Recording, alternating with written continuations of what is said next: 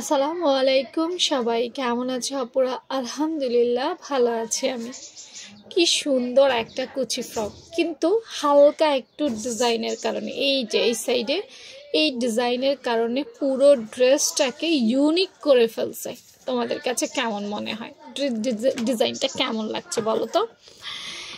মাত্র 1 মিনিটে আমি তোমাদেরকে এই ডিজাইনটা বুঝিয়ে দেব তো যারা এই ডিজাইনটা দিয়ে তোমাদের বাচ্চাদেরকে বানাইতে চাও বিশ্বাস করো অনেক ভালো লাগবে অনেক ভালো লাগবে অনেক ভালো লাগবে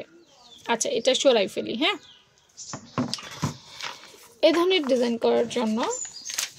নরমালি একটা কুচি ফ্রক কাটবা কিন্তু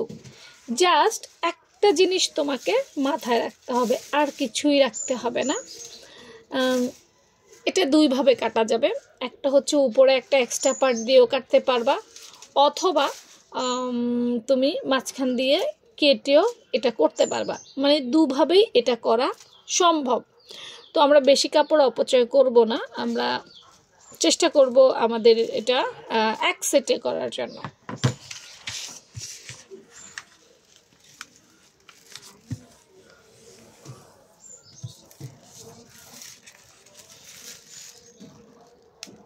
খেয়াল করো একটু খেয়াল করো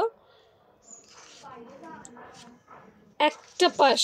বেশি নিছি 1 ইঞ্চি পরিমাণ কাপড় বেশি নিবা একটা পাশে এক পাশে 1 ইঞ্চি পরিমাণ কম কাপড় নিবা দেখছো এখানে একটু বেশি 1 ইঞ্চি বেশি এরপর গলা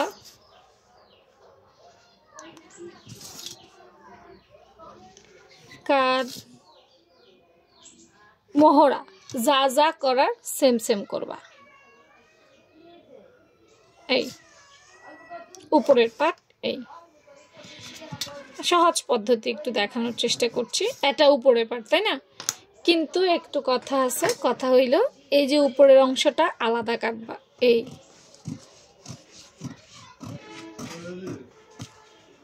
উপরের অংশটা আলাদা কাটবা হ্যাঁ এভাবে কাটবা তারপর গলাটাও কেটে ফেলবা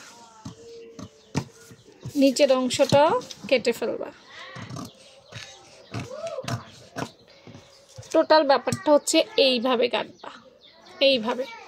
এটা রেখে দিবা এই কাটার পর এটাকে এইখানে সমান করে নিয়ে আসবা এইভাবে ব্যাপারটা কেমন হবে এরকম হবে না হ্যাঁ এখন মোহরাটা কেটে নিবা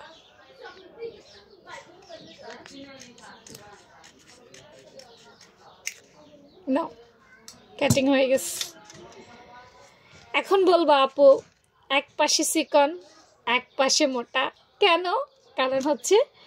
এই যে দেখতে পাইছো এই সাইডের ডিজাইনটা করার জন্য এখন তুমি এটা সামনের পাটে মানে ফ্রন্ট পাটে এটা করবা আমি দুই পাটে একসাথে দেখাইছি এটা ফ্রন্ট পাটে করবা এই এখানে কাটবা